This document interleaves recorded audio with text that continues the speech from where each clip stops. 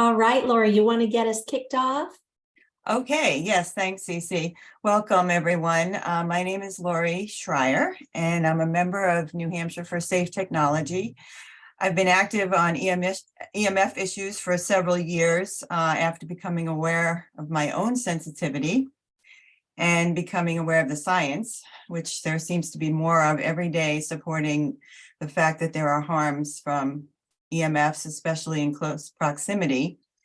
New Hampshire for Safe Technology's mission is to educate New Hampshire residents and legislators and anyone else interested in learning about the risks of wireless technology and safer solutions, and to build support for passage of protective policy and legislation on all levels of government and in schools, workplaces, and healthcare settings. We support and advocate for the protective measures that were recommended and proposed by the New Hampshire Commission to study the health and environmental effects of emerging 5G technology.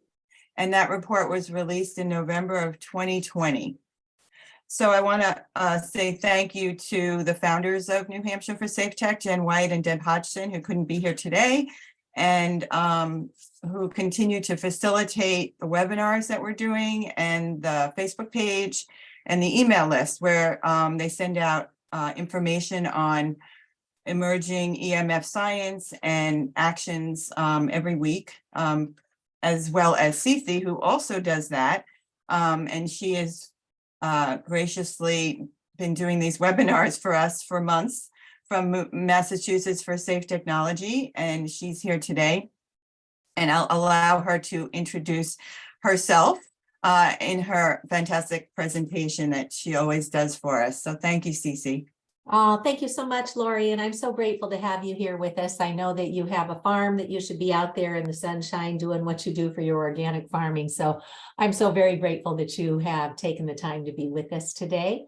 And I will go ahead and remove the spotlight from you and put it on my little Hollywood square here. And then if you would be so kind as to just keep an eye on the participants and go ahead and let people in when we see them coming on board. All right. Well, thank you, everybody, for being here. It's so nice to see new faces and some really wonderful, familiar faces. The information that we're going to share with you today, we'll send out slides so that anything that you're interested in diving a little bit deeper into, you'll be able to get through my slides. And so I'm going to start by going into a screen share, and it will just take a moment for that to load up. Sydney, can you give me a nod if you can see my screen? Perfect. Thank you so much. And welcome from California. It's always so nice to have you back here with us. Okay, so this is me. That little MTPW after my name just means I had the privilege of earning a bachelor's in communication from Northeastern University. And then I went on to earn my master's in technical and professional writing. And never in a million years did I imagine this is what I'd be using my skill set for, but I'm so grateful that I have it and I can use it to help inform and educate people on wireless risks and safer technology solutions. So I fell down the rabbit hole back in 2013 after I had spent 8 years running the local education foundation for my little town of Ashland, Massachusetts, when my kids were in school. And that was at the time. Hey, can I ask everybody who is with us today to please mute your audio? Some little things are coming in from the background. Thank you so much.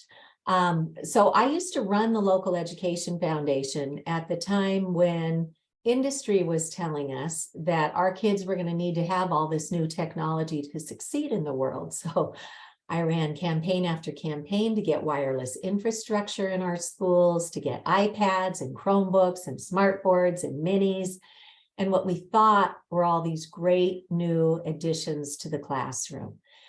And then at book group one night, a girlfriend of mine who's an electrical engineer, she tipped us off that there could be biological effects to today's wireless technology. And that was news to me. So I just kind of made a mental note of it.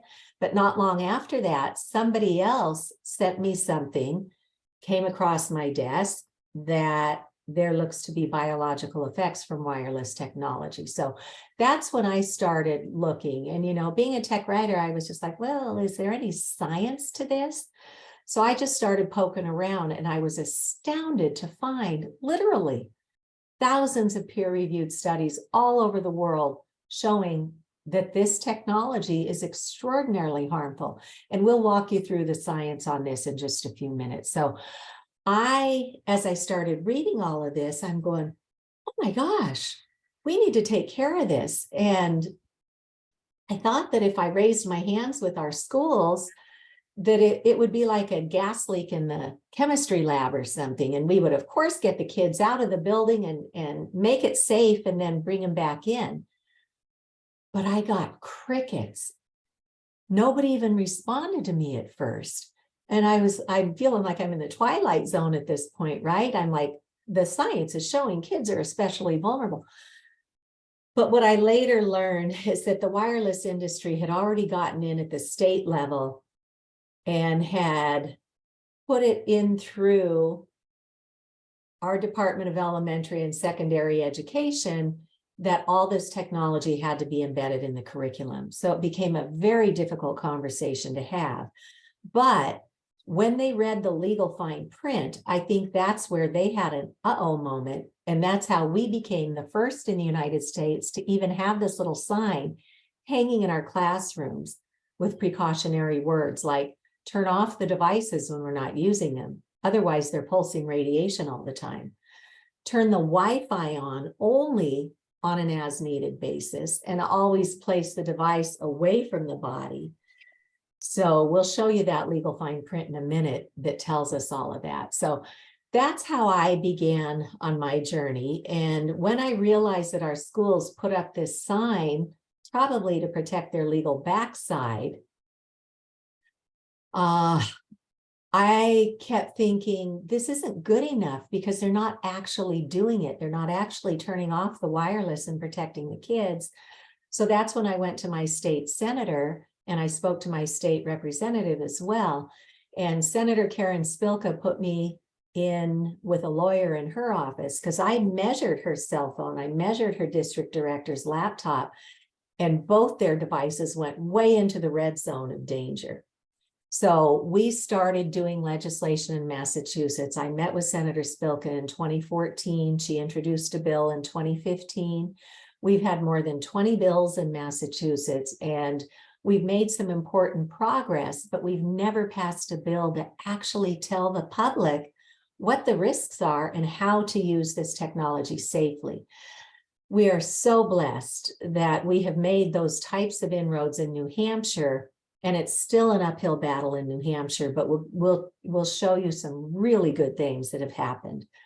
And then I was contacted by a couple in the United Kingdom, Brett West and his wife. Brett was a technologist. He had formerly been an emergency medical technician in South Africa when he was a young man.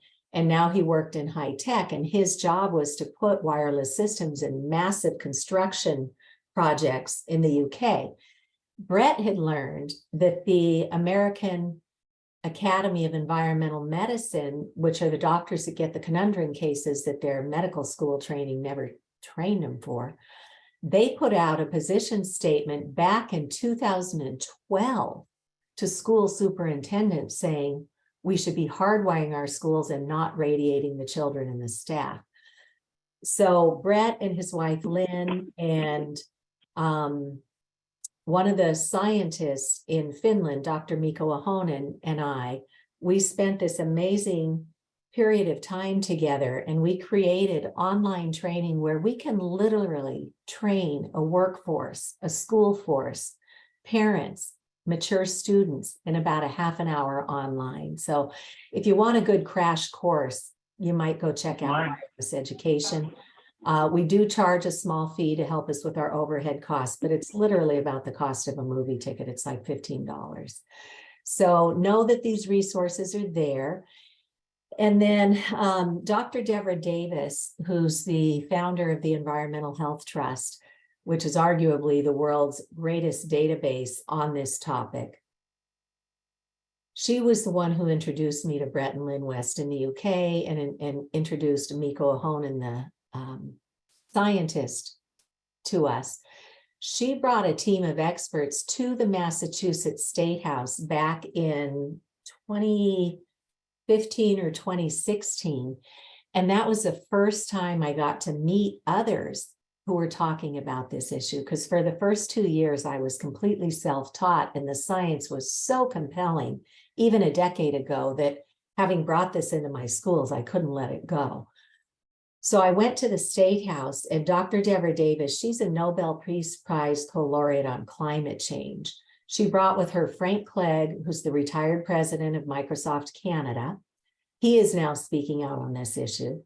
And she brought Dr. Sharma from India, who in the Indian government is one of the ones who determines how much public radiation exposure there can be. And he has taken where our FCC, Federal Communications limits, are, India's were right up there next to it. He has reduced them 90%. At least on paper in India. They're still in the throes of figuring out how to actually protect the public. But at least it showed that with some political will, we can make important inroads.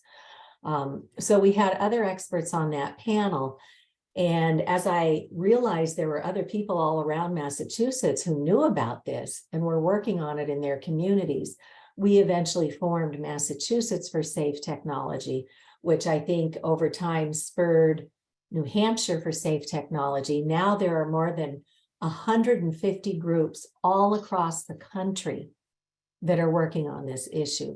And that's a big piece of disinformation that the industry will give to our communities when they come in with a dangerously close cell tower or small cell or smart meters and say, oh, you know, nobody else cares about this. This is just the NIMBYs, not in my backyard people who are talking about, you know, they don't want this. It's simply not true. If you go out to Americans for Responsible Technology, and I have a link to them later on, they show more than 150 groups all over the country who are working hard on this. There are people in Canada working on this. There are people in Europe and all over the world, because we know our children and our pollinators and ourselves are getting sicker and sicker with each new iteration of wireless technology that's introduced into our world here today. So for the last few years, we've been meeting once a month. We meet every Wednesday, the third Wednesday, I should say, of every month at 12 noon Eastern. And that's more of our strategy planning meeting. What are you guys doing in your community? What's working? What's not working? What's coming around the bend? How do we get ahead of it? So anybody is welcome to go out to Massachusetts for Safe Technology.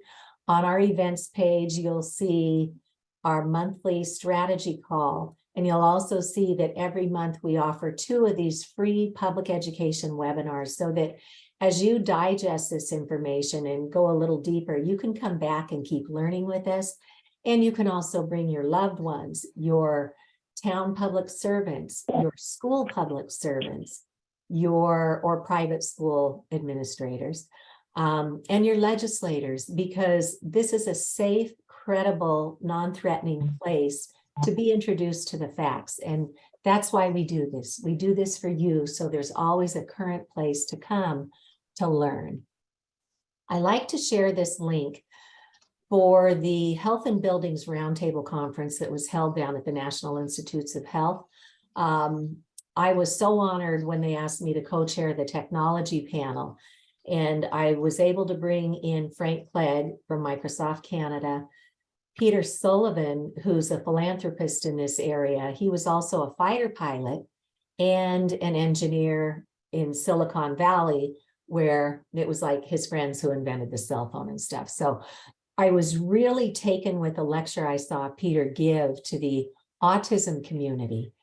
And Peter had gotten really sick, very likely due to the high levels of radio frequency radiation on his fighter plane, as well as all the instrumentation within the plane, and then being up there with the Earth's really high electromagnetic field. So Peter's health really started crashing. And then he had two sons, and as each of them came in through the preschool years, they were both diagnosed on the autism spectrum. And I had never heard anybody say that in certain cases, you don't have to have a life sentence for autism. Apparently, there's something called de novo mutations, which means it didn't come through mom's genes, it didn't come through dad's bloodline. HR, please. Can I please ask everybody to mute? And so when Peter's sons were in their preschool years, they both wound up on the autism spectrum. And he did what a lot of parents will do, which is shift from conventionally grown foods with chemicals to a pure, clean, organic diet. He went so far as to do the heavy metal detox to get all that out of the system, because that can cause conflicts with other environmental stressors like radio frequency radiation.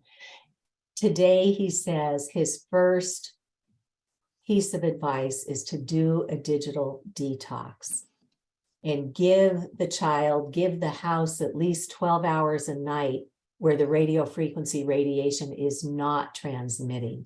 That's a first step, is to create that sleep sanctuary. And Peter will tell you today that both of his sons are now young men. They went through college.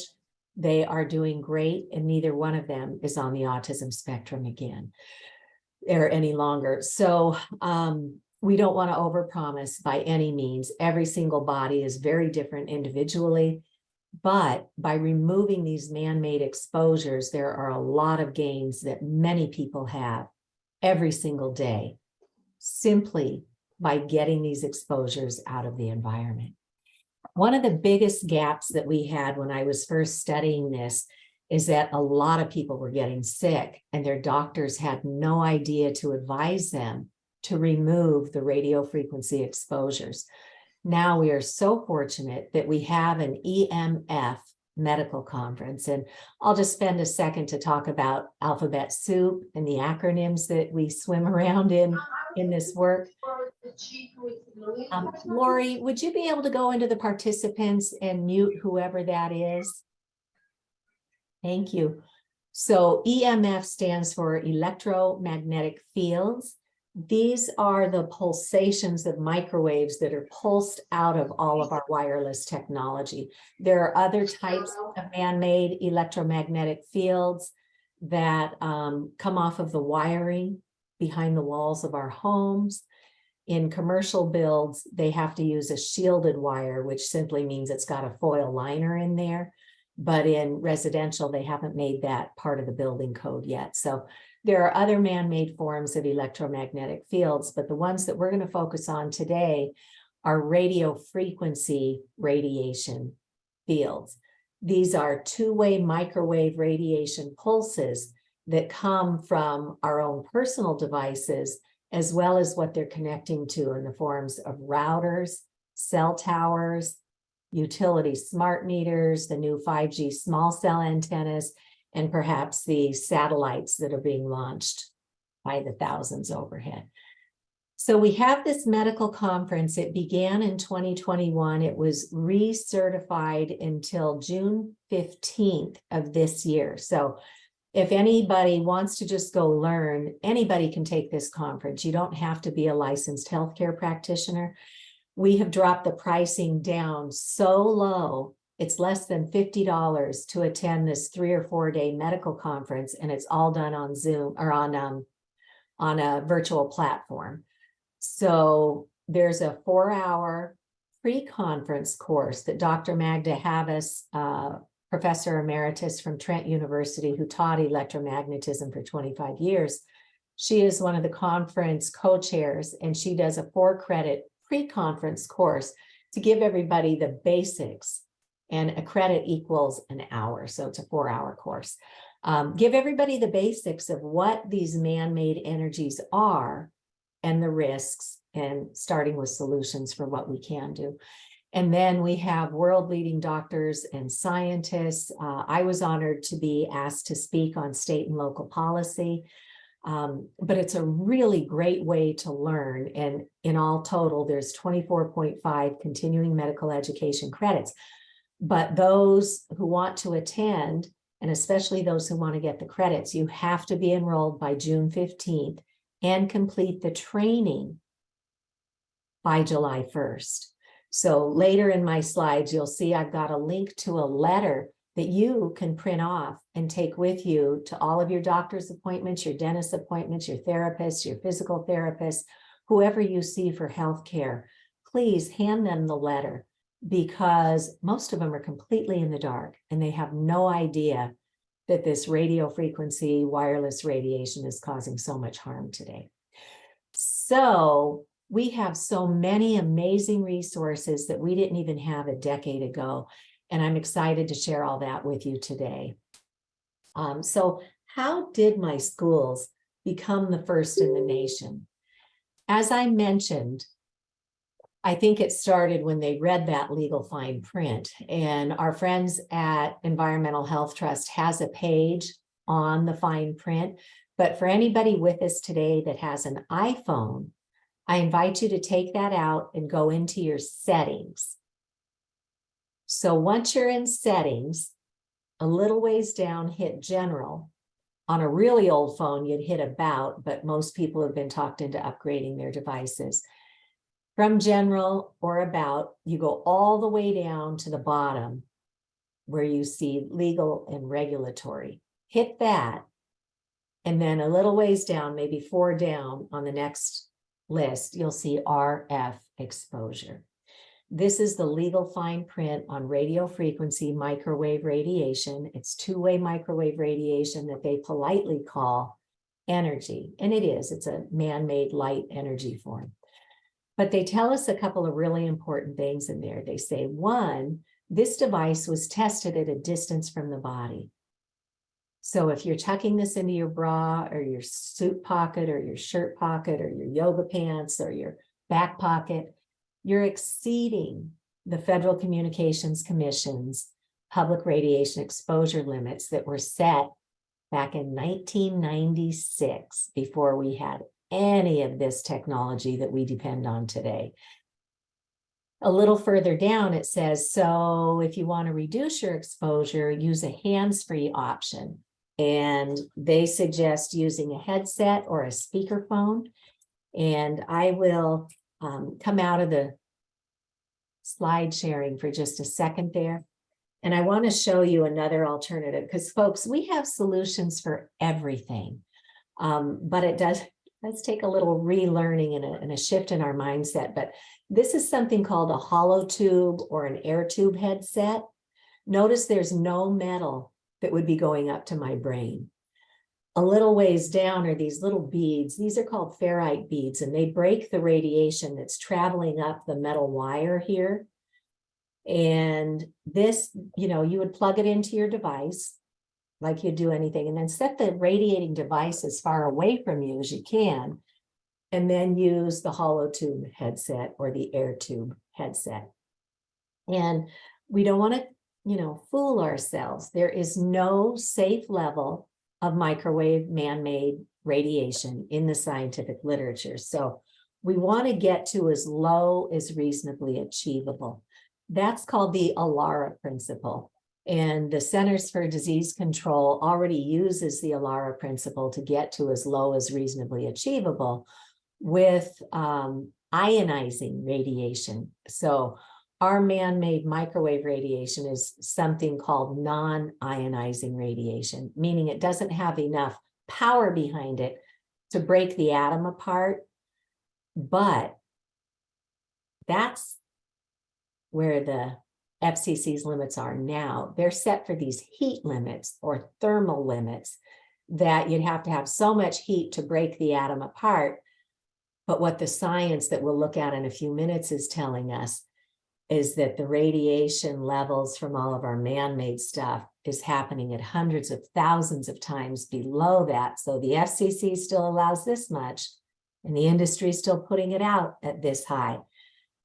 But the science is showing great harm at hundreds of thousands of times below that. So in that legal fine print that's been there all along, they're telling us, keep these things away from you and your loved ones and our pollinators and everything else. So that fine print has been in there covering their legal backside forever. And that is one of the most efficient ways I found to introduce others into this conversation, because as soon as you start suggesting to people that their devices are harmful, they're not going to want to hear it, because we've all become talked into using them as the center of our lives. And they'll be thinking, tinfoil hat conspiracy theorist. But if you can show them the fine print that's in their own devices, that's kind of where the rubber meets the road, and they go, whoa, I never knew that was there. The second way that I found to be most effective to engage people in this conversation is to show them the radiation that's transmitting from their devices. And I learned that there are radio frequency, broadband, meters out there on the market. And so I went after a grant, and it wasn't easy. Again, I had to really educate folks, and I had to go through 3 different grant cycles before our select board here in Massachusetts in Ashland granted me conditionally the funding to put one of these meters on loan. So back in 2016, I had to go individually meet with every single one of our select board members and really educate them on this. And then they voted to allow 1 meter for our library. I wanted 2. I wanted to give 1 to the school so they could measure and protect the kids. But they said, well, this is all really new for us, but if the library agrees to take it into circulation, then they would go ahead and grant me $400 to get this meter. So I went before the board of trustees at the library, and there were 5 of them. And one gentleman sat there like this, and you could tell he did not want to hear anything about wireless being harmful. Another one couldn't wait to get her hands on that meter to take it home and see what was happening in her house. And then a third one said, look, regardless of how we feel personally, we are a conduit of information for our communities. So I think it's really important that we do go ahead and we do let this piece of equipment come into circulation. And then they voted 4-1. They agreed to put this meter on loan in the library. And, I'm not so smart, but I can certainly copy people. And one of the things I copied here is that when the energy industry was taking away our safer incandescent light bulbs and replacing them with those swirly CFL light bulbs, which throw off, by the way, another form of really dirty electricity that is biologically not compatible with our biological cells.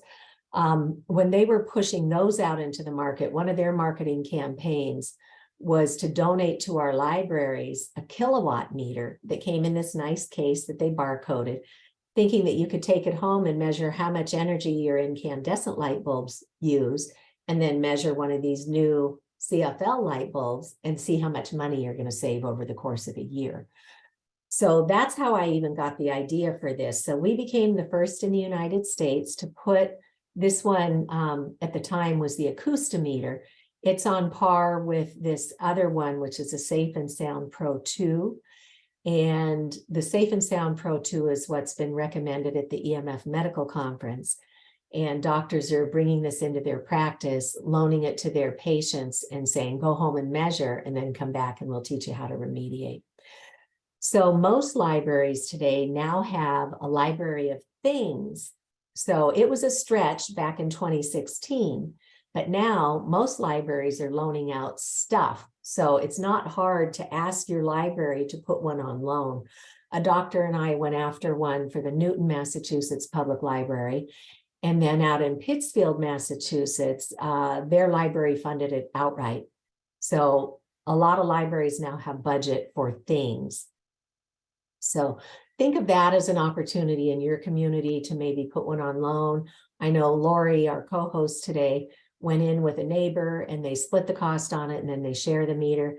But it is critically important to be able to measure the radiation exposures, because with 5G and the Internet of Things, that's how they're connecting everything, is through these radio frequency microwave radiation antennas. So every product they sell you these days, they want to be able to connect it to the internet harvest your data, sell that data for profit, and put people in your direction who want to sell you things that they think you'd be interested in.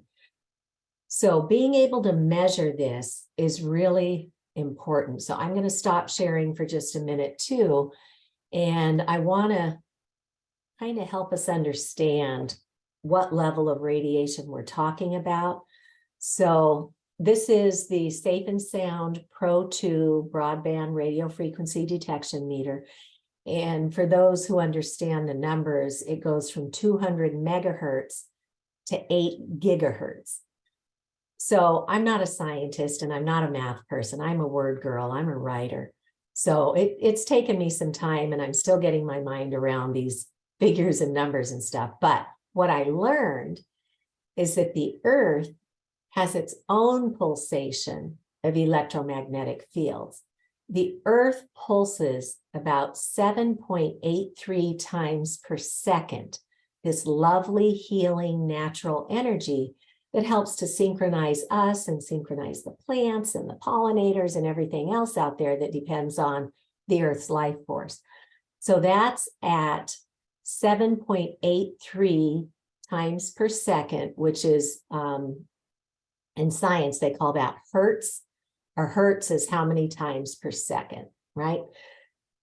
With wireless technology, we are now being bombarded with these microwave signals in the megahertz range.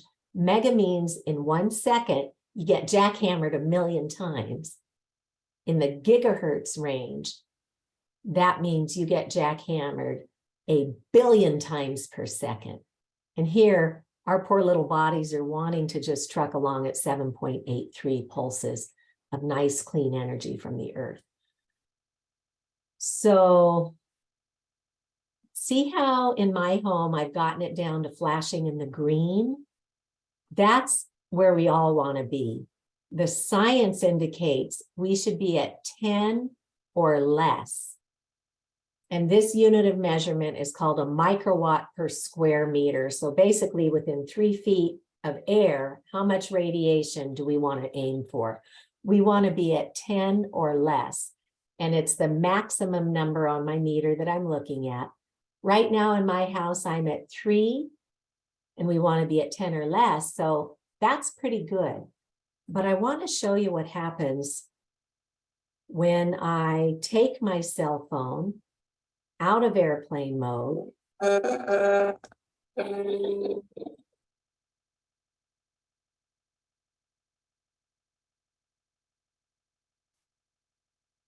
So I'm not even doing anything. Let me see if I can make that a little quieter. I'm not even doing anything, but the antennas are turning themselves on. There's a cellular data antenna, a Bluetooth, a Wi-Fi, a locator, a hotspot. And for anybody who didn't know any better and got talked into upgrading to a 5G phone, there are additional antennas in there. So I'm going to go ahead and put my cell phone back in airplane mode. And you see it dissipates. It's going down, it's going down, it's going down. And after a few seconds, I'm back into my nice, safe green area. So we were at 3 in my safe home here. And now we're at 490,000. And we want to be at 10 or less. So that's how potentially dangerous this technology is. So I keep my cell phone in airplane mode as a rule. I only use it in emergencies. I have a nice ported landline phone with a nice speaker button on it, so I can be on my computer and conduct a call at the same time. And one by one, I've gone through my house and learned and measured what's radiating and how can I take care of that. So we're going to share that with you guys. We're going to teach you how to do that. And I'm going to go back into my screens and we'll do a review of the science. And then we're going to go ahead and talk about a lot of the positive solutions that are happening now.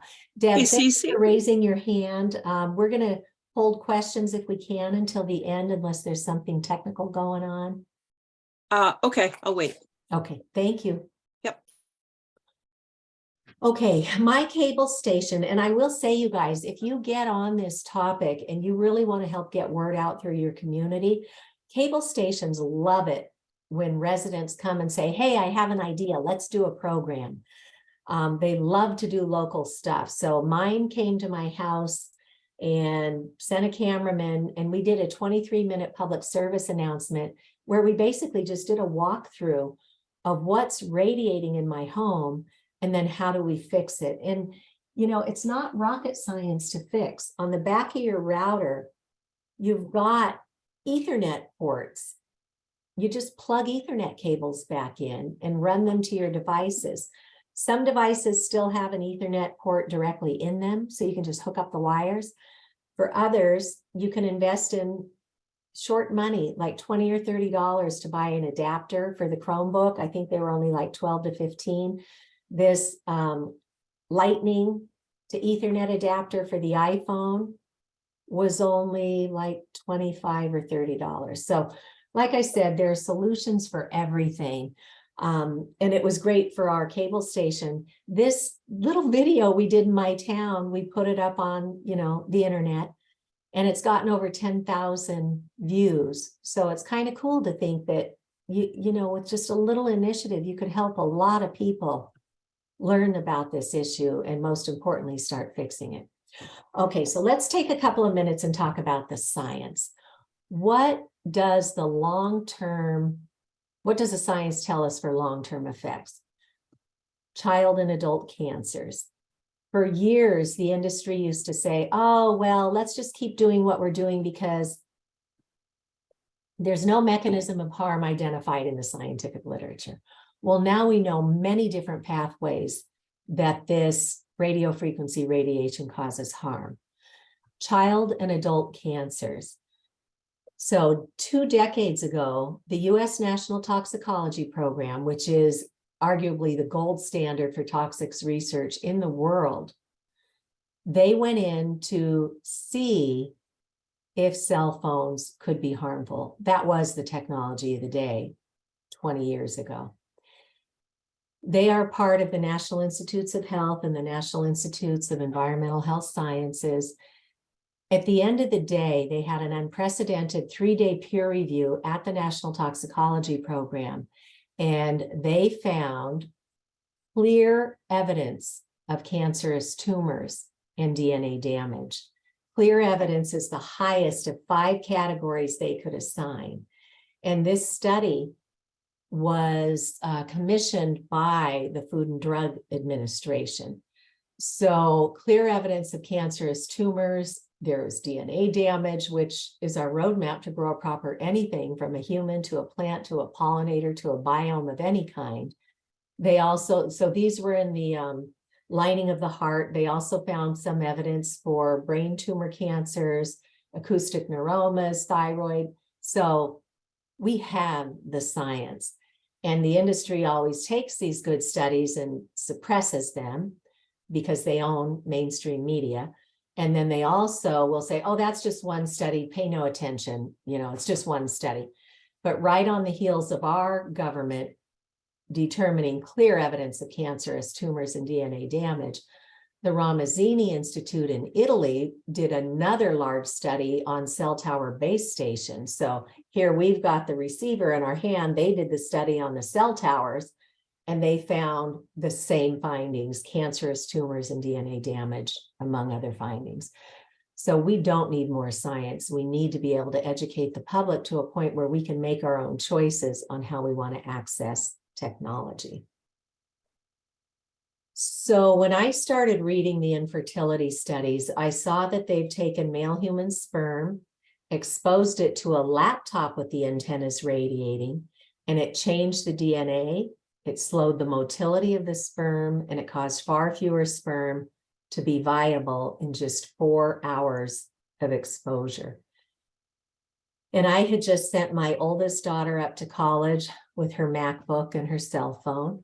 Our youngest daughter had just gone into high school. So for Christmas, we bought her a laptop thinking it would give her a leg up in school. And where are both of my girls using their devices, but right on top of their reproductive organs? And so that was the day that I found my voice on this issue. And I said, wow, what are we doing? And now we have additional studies on women's fertility. Kaiser Permanente has done a good study that talks about higher miscarriage rates for women who are using wireless technology. Neurotoxicity, our poor brains.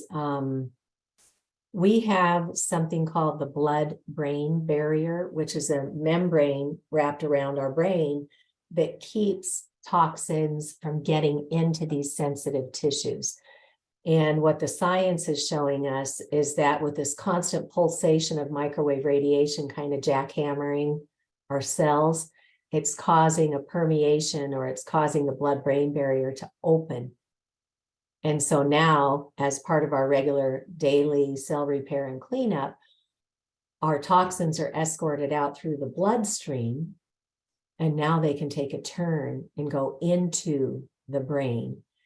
Dr. Hugh Taylor, who runs the OBGYN program at Yale Medical, has done some of the rodent studies on this, and he sees that after exposing the pregnant mice to radiofrequency radiation, those pups come out and start bouncing off the walls, much like a child with ADD, ADHD, or an adult with ADD, ADHD.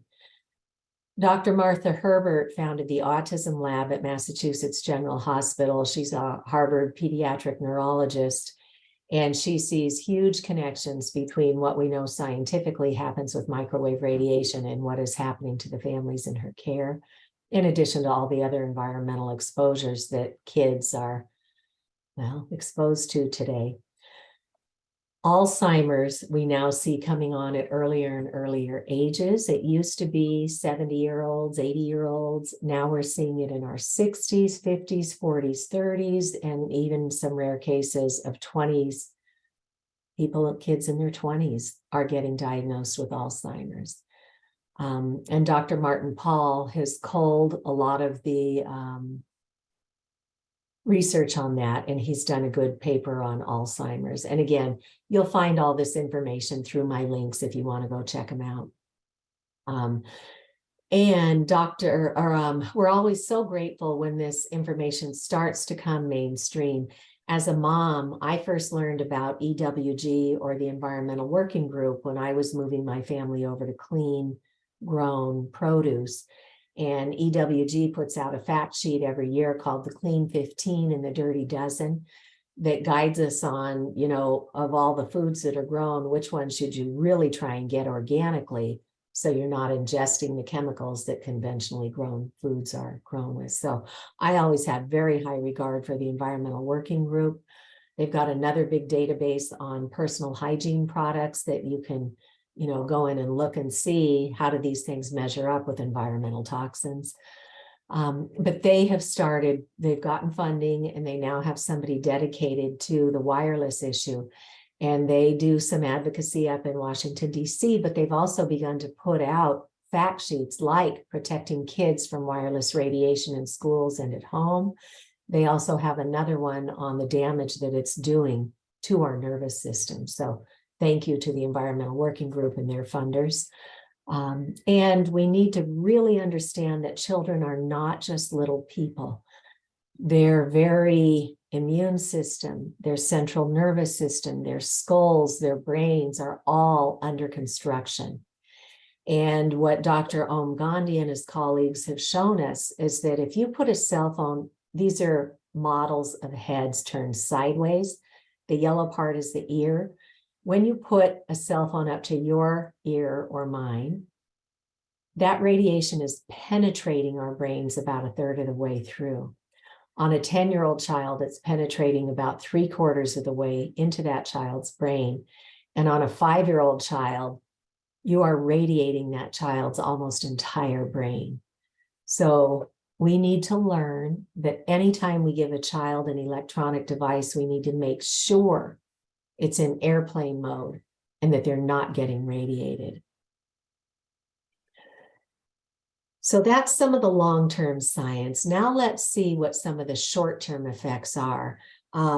It's helpful to know that since 2002, our own government, through the Americans with Disabilities Act, has recognized electromagnetic sensitivities because we are biologically electrical beings and we need to keep our battery on point. And when we have this overpowering of man-made frequencies, it really dysregulates, like literally the little batteries in our own cells. So ADA has already recognized this since 2002. And I'll go through a number of the symptoms that a lot of people recognize, but would have never have even thought to connect it to leaving their devices transmitting or living too close to a cell tower or having a smart meter mounted on your home. Insomnia is a big one. So many people don't sleep right today, including children and teenagers. When I was a kid, sleeping is what we did best, and especially teenagers, because their bodies are growing so fast, and that's where all that cell, repair, regeneration, and growth happens. But so many aren't sleeping well today. And we know scientifically now what this contributing man-made energy is doing. In the wee hours of darkness, as part of our circadian rhythm, our brain is waiting for darkness.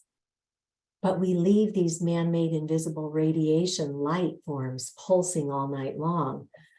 So the brain's over there saying, hey, when's it going to get dark so I can release melatonin? So melatonin can go out there and regulate your sleep. And melatonin can go out there and help do the cell repair and clean up and escort toxins out through the bloodstream.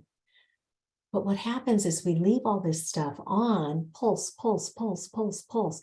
Brain's waiting for darkness that never comes. And so a lot of people don't sleep right.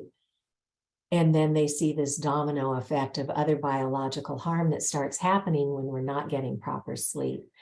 And some people say, yeah, I sleep great, I'm good. But we should know the damage is cumulative. So somebody who's feeling just fine and dandy today could fall and have the domino effect tomorrow. So just keep that in mind. Stabbing, searing, headaches, nosebleeds, ear bleeds, chronic fatigue, pain from unidentified sources. Let me save the skin for a second later. So we know now why a lot of these symptoms are happening. There's something called the rouleau effect. And in my little mind, rouleau sounds a lot like Rolos, which are those, stacked up caramel chocolates. And that's kind of what is happening when we are radiating with electromagnetic fields. We are causing our red blood cells, which are meant to be free floating and bringing oxygen and keeping all of our systems happy and healthy, free floating out there to all of our organs and systems. What happens when we magnetize with these electromagnetic fields, those red blood cells start clumping up and they start forming this chain that looks like the Rolos, right? This is the rouleau effect. And then that chain of stuck together red blood cells can't get to where they need to go to bring oxygen to our brain, to our heart, to our lungs, to our stomach, to our cells. And so we have a lot of fallout when we can't get oxygen where it needs to go. And this oxidative stress is a term that doctors will use. And it is often the precursor to most of our chronic illnesses if we can't get oxygen to our cells. So that's another thing that we know how this is happening, not just that it's happening, but now we know scientifically how it's happening. And then skin abnormalities. So heating, flushing, burning, tingling. It turns out we have like little antennas in the surface of our skin that help us to navigate safely through our world. And we're getting bombarded with microwaves. So people will talk about the hot ear. For me, it's my pinky finger. If I'm holding a transmitting device, my pinky finger starts to tingle as the blood starts glomming up inside there, right? So that can be a big problem for a lot of people.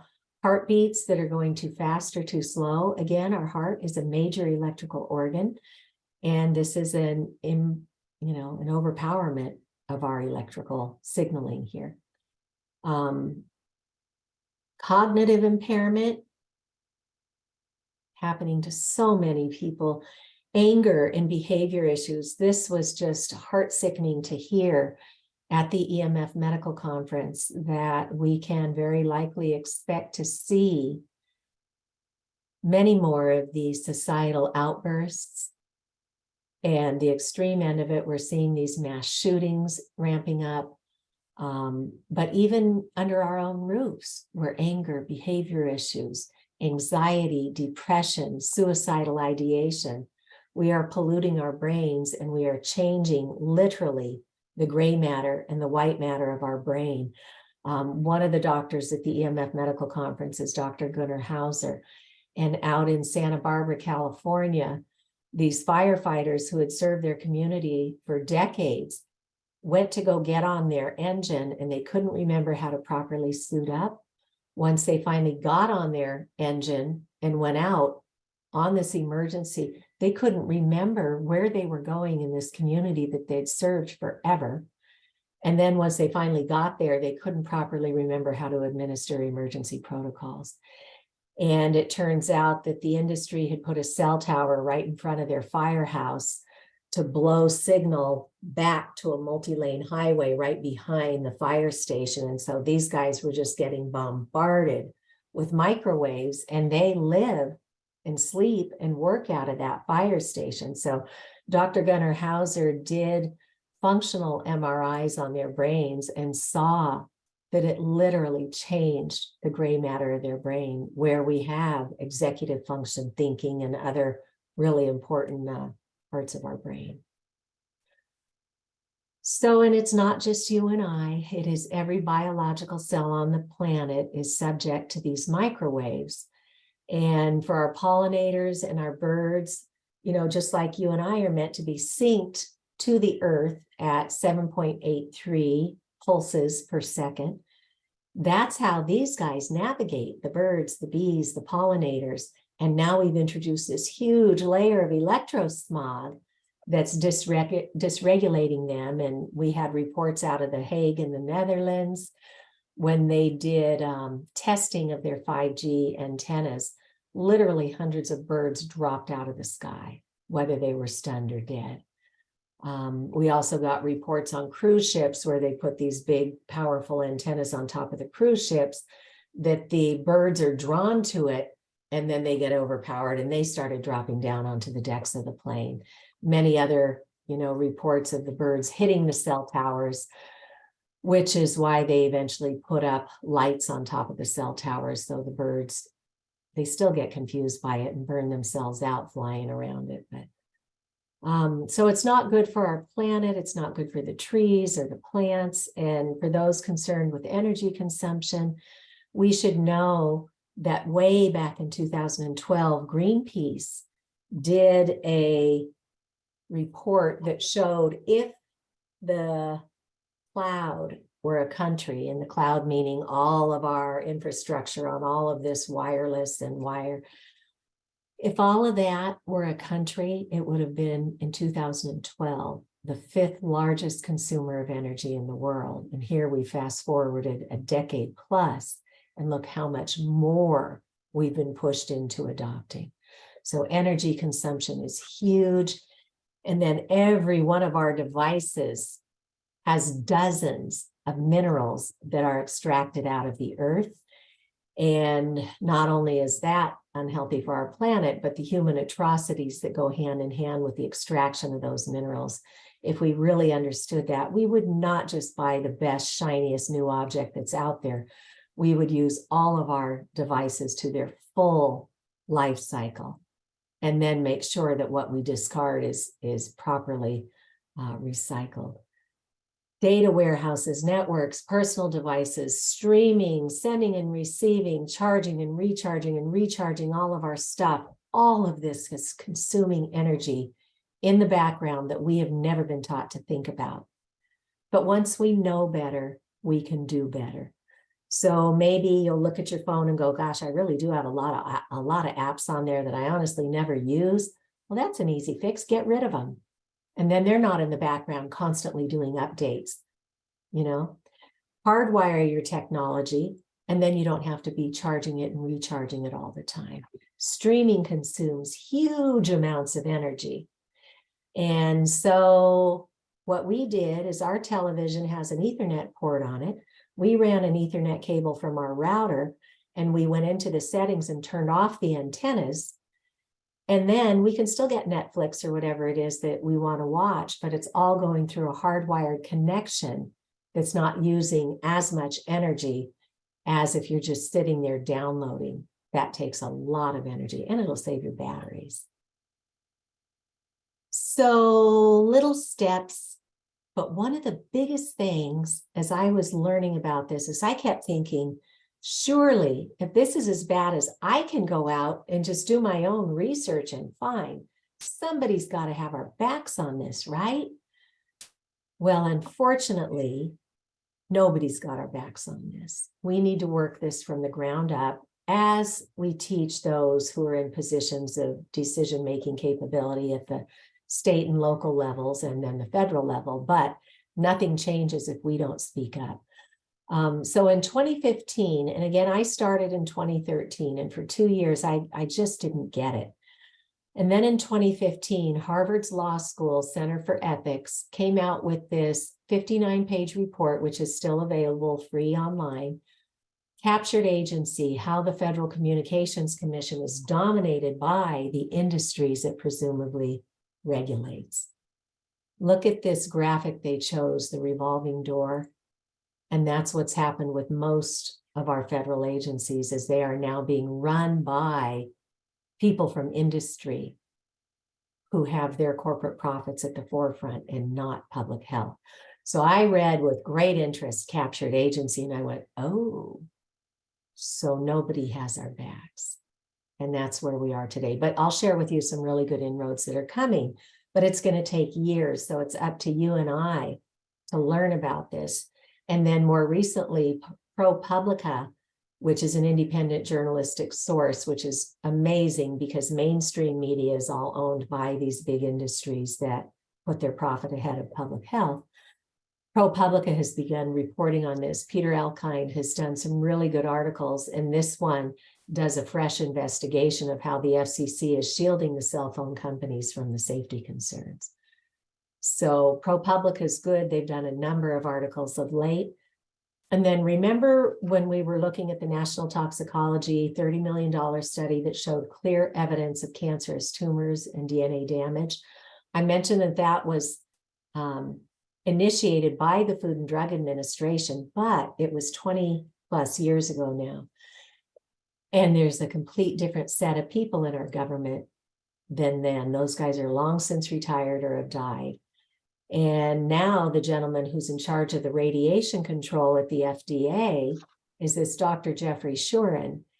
And he should have taken that study and the Ramazzini Institute study and all the other thousands of studies that are done out there and translated that into public policy. But instead, he went over to the FCC and said, we just don't really believe that science. So let's just keep doing what we're doing. And one might ask, what would ever possess Dr. Shuren to do that? Well, go take another look, and you don't have to look far to see that he is married to a woman who's a partner in a law firm that represents the wireless industry and other big environmental polluters. So we have conflicts of interest at almost every turn, from our local to the state to the federal, and sadly, it goes all the way up to the World Health Organization. Back in 2011, there was a group of really good scientists, highly qualified in their field, to do the assessment of the science up to that point in time in 2011. And they saw enough harm that they said we should really be invoking the precautionary principle, which is a scientific principle that says, if it looks like there's something wrong here, stop. If you can prove it's safe, then go ahead and resume. What was missing in 2011 were the rodent studies. We didn't have them yet. Once the National Toxicology Program and the Ramazzini Institute and others completed their studies and concluded clear evidence of cancerous tumors and DNA damage, that should have triggered public policy. And so now the WHO has reopened their investigation, but you'll be hard pressed to find it. If you just go do a cursory search, World Health Organization, electromagnetic fields, you're going to find old stuff comes up first that says, the science is still inconclusive, so let's just keep doing what we're doing. But we can give you the link here that shows that they have reopened their investigation to look at 10 different hotspots in science on this, from the cancers to the infertility, to the electromagnetic sensitivity, to the impact on the environment, to the impact on children. That sounds so good until you learn that there are two groups at the World Health Organization. One of them has huge conflicts of interest with the industry. They are run by the industry. They don't have anybody with a biological scientific background on there who's qualified to do this investigation. And then there's the other real scientists and medical advisors who should be doing this investigation, but it remains to be seen and we don't hold our breath. So that's why we say it's up to you and I to figure out how to get word out first to the people under our own roof, then branch out into our communities. And there's a lot of really good information that we'll share on that. But I just want to recap, we gave you all the bad news, but now let's start looking at the solutions. So as I mentioned, for yourself and maybe your office or your loved ones, go look at your router modem and you will find that it has Ethernet ports on it. All you have to do is get a really long cable and run it to where you run or use most of your technology in your home or your office. If you can, just pay the extra few dollars to get a shielded cable that will keep those other man-made energies in the form of electric and magnetic fields from creating dirty electricity that can bleed out into your living space. So if you're going to go buy a new cable, look for a shielded one. And then most of us have more than one technology component that we use. So you can get these Ethernet switches. This is how little they are. In a classroom, you could get a bigger one that has, 28 or 30 little ports on it. So you plug one Ethernet cable from your router into one of these little holes. And then you get cables, maybe shorter ones, for each one of your devices and plug them into these other little holes. So this is like an extension cord for electronics, right? And then once you plug everything in to your devices, you just go into the settings on everything and you turn off the antennas. You got to turn it off because our engineers haven't been asked yet to make it automatic. As soon as you plug it in, kill the radiation. We're not there yet, but that's certainly something that we could move toward in the future. And then you can also forward your cell phone calls to your landline. And I know a lot of people got rid of their landlines, so it's just a consideration you'll have to rethink if you don't want to be radiating yourself. Or maybe you hardwire and you use apps on the phone instead of using cellular. Maybe you're using your hardwired connection. So always plug it in, turn off the antennas in step 2, and then step 3, you really have to measure because with the Internet of Things, they are literally looking to put these antennas, one or more, in most products that we're going to be bringing into our house. Did you know there's something called the iPotty, where you can put a tablet in front of the child while they're potty training? They've gone so far as to put a little thing you can clip onto the baby's diaper that will signal your cell phone when the baby has soiled herself or himself. Meanwhile, you're radiating that baby. So again, once we know better, we can do better. So this is how to get started for taking care of what you have control over. What we also need to just make you aware of is that there are certain installations that we may or may not have control over. And we'll start with the utility smart meters. That's for your gas, your water, electric, solar, or propane. The industry has taken to putting these radiation detection components on the meter. So you've got a meter and then it's got a little radio frequency antenna on it. And the problem with these is they pulse radiation 24/7. This radiation likes metal So it can hop on and travel via your house wires or pipes, kind of turning your whole home into a one big giant radiating antenna. There are many, many reports of these things being improperly grounded or getting overheated. If there's a power surge, they can catch fire. And then, as I mentioned, your data is out there. Somebody, who has your data flying through the air, they can hack at it from a $100 app in their car out at the curb. They can see the patterns. They can tell when you leave your house for the day. They can back up their truck and take your toys. So there's a lot of issues with these smart meters, and they come in way over cost. They wind up turning around and making the ratepayers pay all this extra money because they got sold. These public utility companies get sold by these industries that come in and say, oh, wave of the future, we need to have this.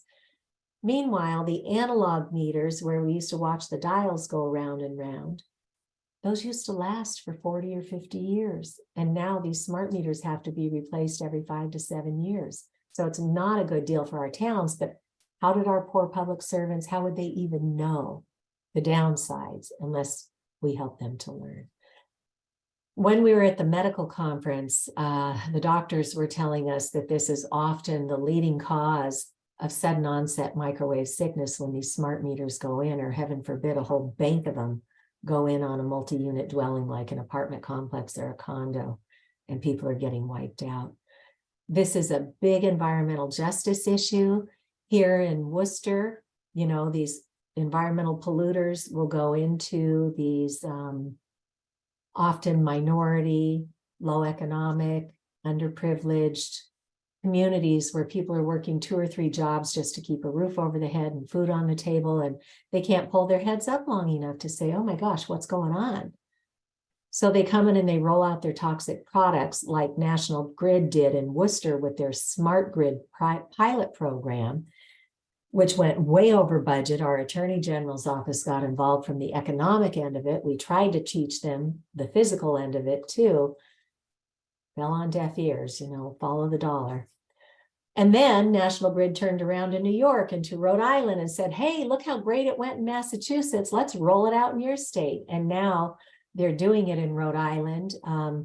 Their Department of Public Utilities is now looking at proposals, and they just had a really good meeting that was broadcast a week or 2 ago, where they started calling out the industry because it made it sound like they were going to put this out to bid, when in fact the utility contractor had already started signing contracts with one particular Landis and Gear company. So I think our towns are becoming more savvy, but they won't know if we don't help to teach them.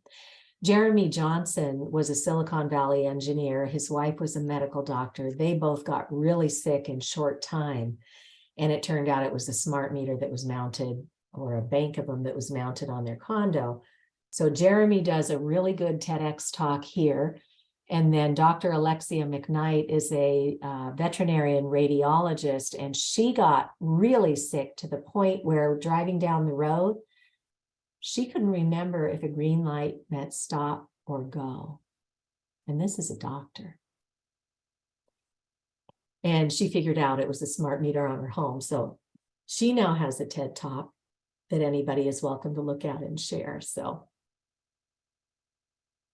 So we talked about our own devices. We talked about the smart meters. So we'll spend a minute on the cell towers. The first ones that came in were called macro towers. Those are the big, tall ones that started out way out in industrial parks, far away from where we live, 300 feet up in the air, and they would send signal to get to our cell phones, and that signal would travel for miles and miles.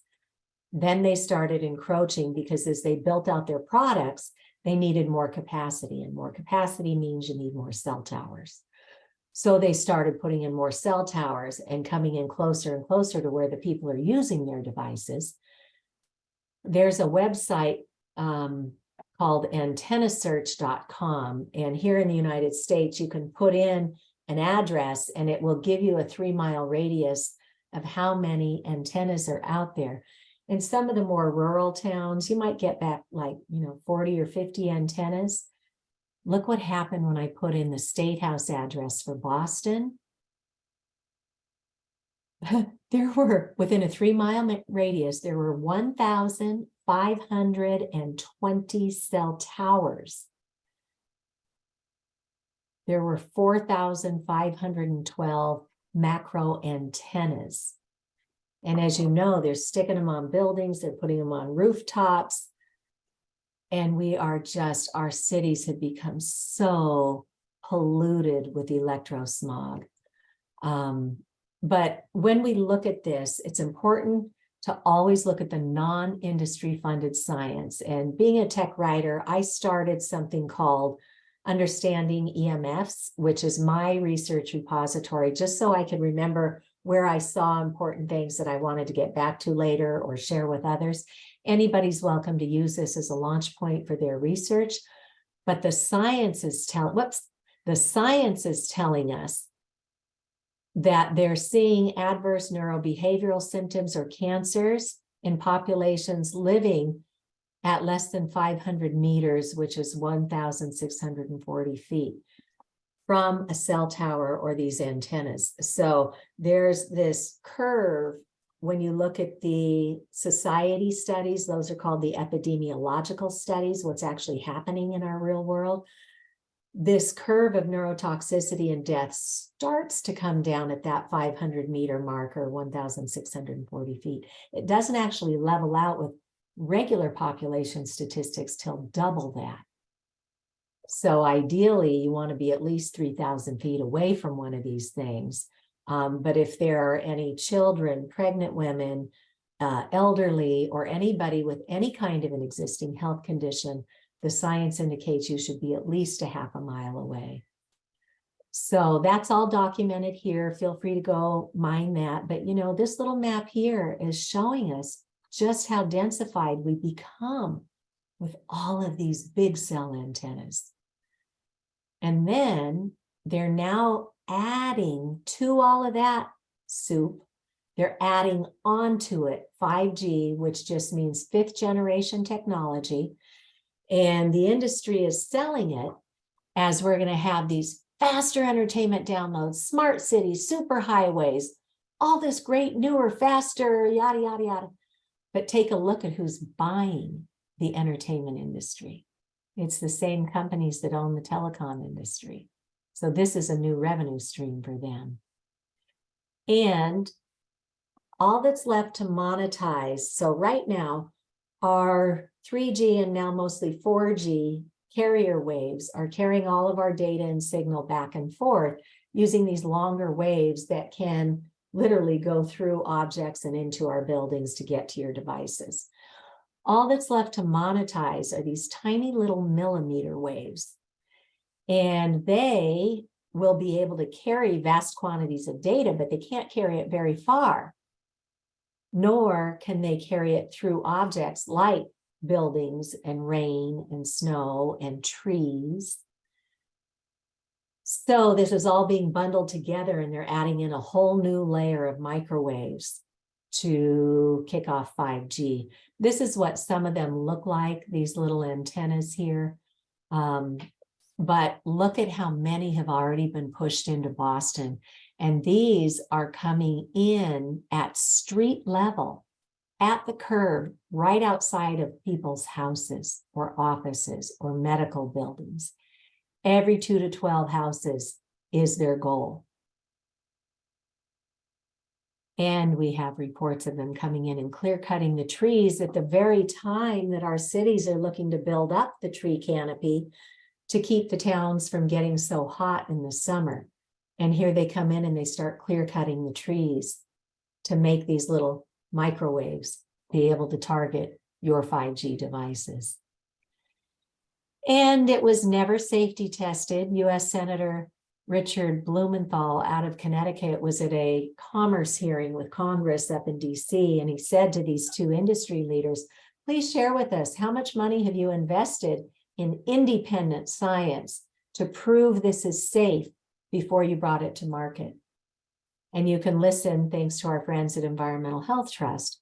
they recorded this 4-minute clip where Blumenthal concludes after the industry said, actually, we don't know of any science that's been done.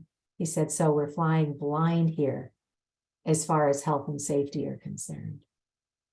So that's an important one to share with your decision makers. And then worse, computer world and others are saying 5G is a bad joke.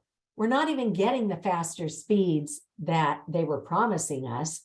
4G gives us just about that same level of speed. Not that 4G was ever safe, but 5G is not needed. But here goes Verizon, January of last year, sending out their press releases that woohoo, 100 million Verizon customers can now have 5G. And this is not a popular topic, but it is based on science. So I will leave you with that here. Dr. Beverly Rubik and Dr. Rob Brown studied where 5G and other wireless densification came in and compared it to the COVID statistics on death rate and case counts for COVID. And they saw a huge connection where they've turned on all this man-made frequency and the number of people getting sick during the pandemic. And we're not saying that COVID was caused by 5G. What we are saying through the science is that our biological cells only have so much energy. Those cells are very well calibrated to get us through our everyday energy needs, cell repair, regeneration while we sleep, etc. When you layer on this constant cell stressor of microwave radiation, it's got to fight that with whatever's left of the energy. And now you add on a virus on top of that, and the virus is adding more toxic body load. And so it's no wonder that where we have this added burden of so much radiation, we saw higher death rates and cancer or in COVID cases. So do with that what you will. And then Dr. Magda Havas, who I mentioned was the co-chair for the medical conference, she recognizes that most of our governments are not doing their job to track the cumulative exposures. So she has kicked off a project called the Global EMF Monitoring Project, and she invites you and I, as citizen scientists, to invest in one of these Safe and Sound Pro 2 meters, because you have to have the same scientific device for an experiment. And anybody who would like to be a citizen scientist and use her protocols to go out into your community or wherever you go, wherever you travel, just take a clipboard and a friend and go take readings according to her protocol to see, can you brag about your community? And she uses that brag acronym.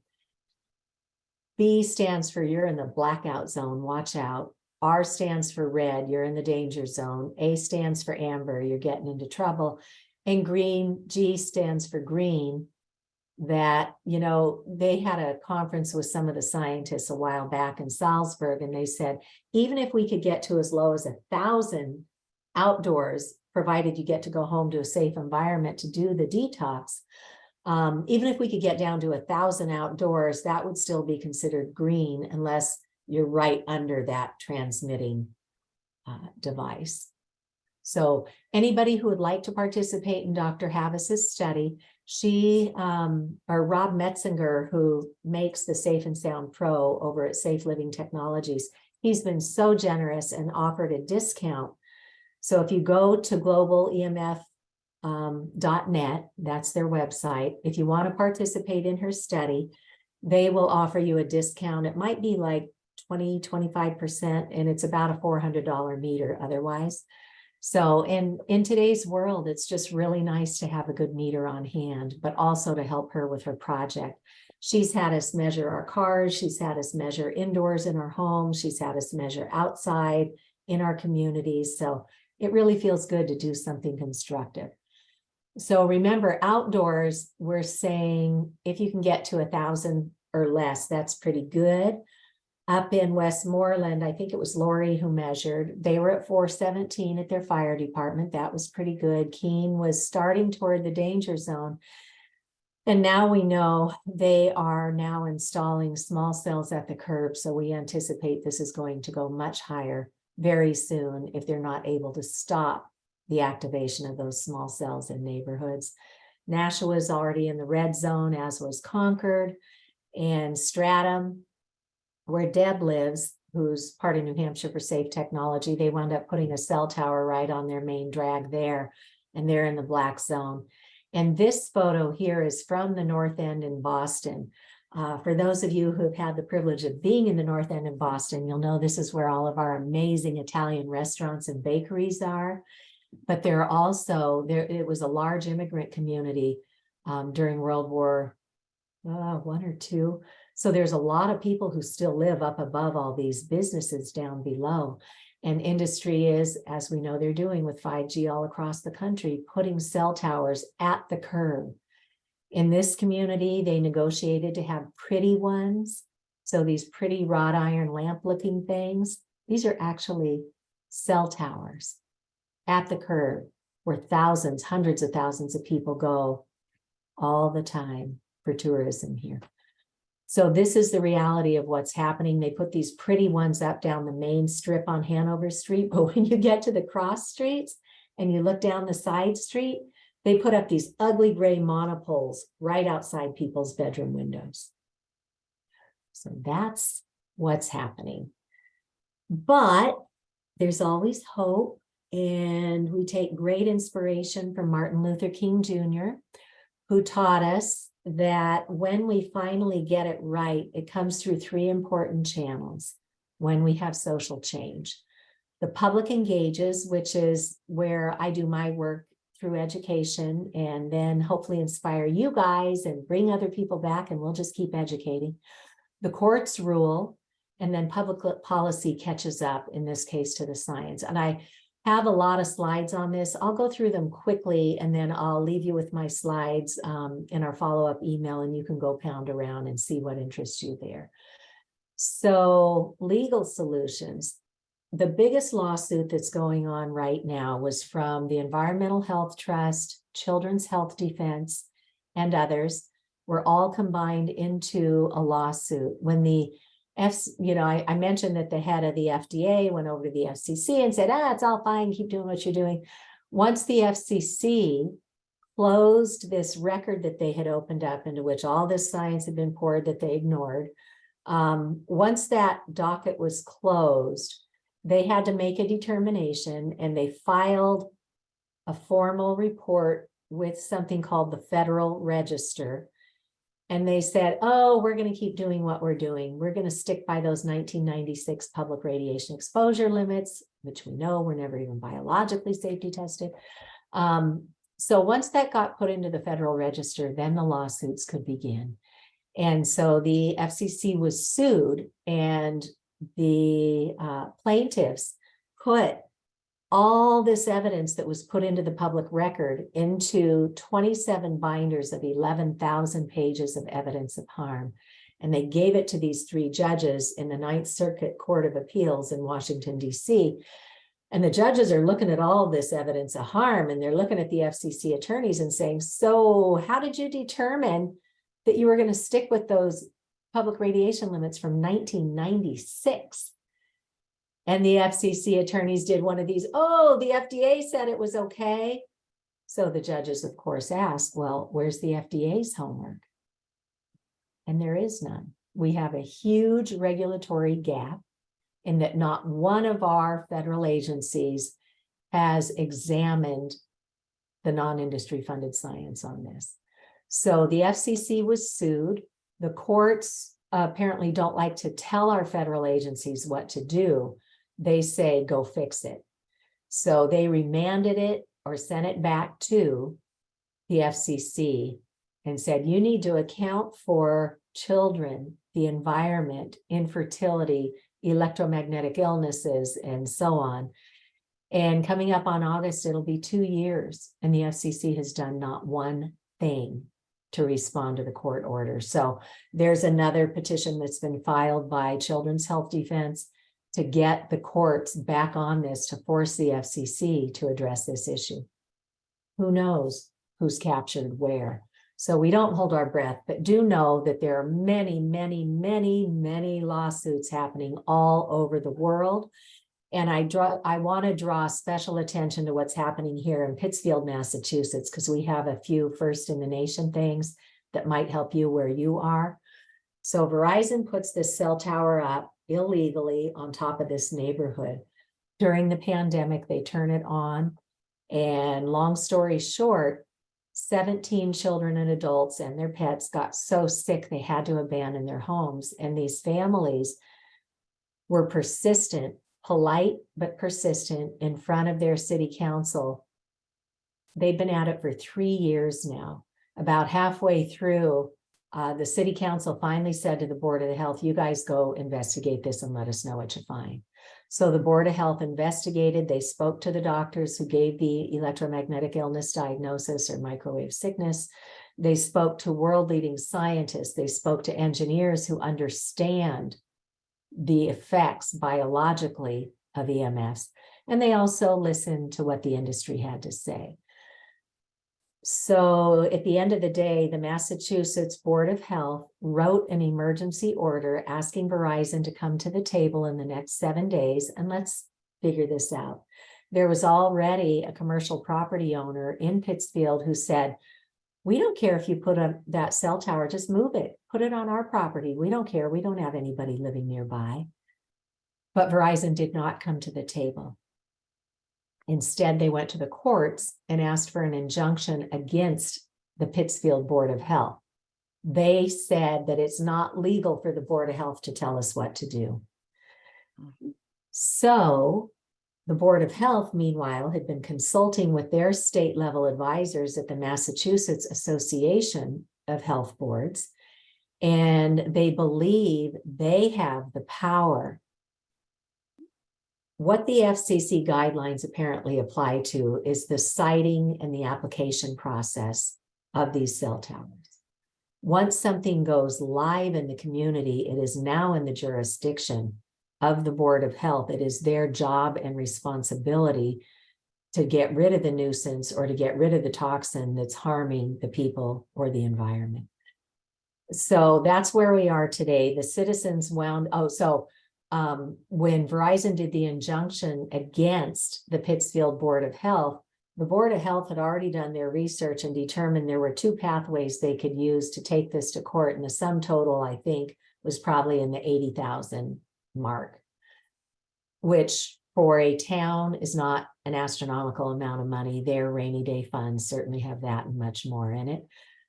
But their mayor and their city solicitor and some members of their city council would not back their own Board of Health. So the Board of Health was kind of bullied into rescinding their emergency order.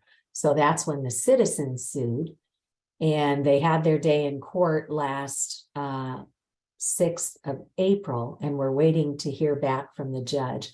We remain hopeful. We've seen other court cases crash and burn, but it doesn't usually go that a judge will overrule a Board of Health. So we're hoping that we'll have an important inroad coming there pretty soon. But again, there are lawsuits that have happened all over the country, all over the world, and you're welcome to go dive into that. New Hampshire was leading the nation. Deb Hodgson, who is part of New Hampshire for Safe Technology, taught her state rep about this issue. He investigated, introduced me to Rep. Abrami. We worked with him on his bill, and he and all these other amazing citizens testified on the bill. Experts came in, Frank Clegg from Microsoft Canada, Dr. Paul Haru from McGill University, who teaches electromagnetism up there. I guess that's like the Harvard of Canada. And then a lot of citizens who have environmental backgrounds or who have loved ones or themselves who have become harmed. We all got in there and we testified, and it got through the House, the Senate, and under the governor's pen in 7 months, and became law that we have to form a commission to investigate the environmental and health effects of evolving 5G technology. Once they started their investigation, they realized it's not just 5G, it's everything wireless.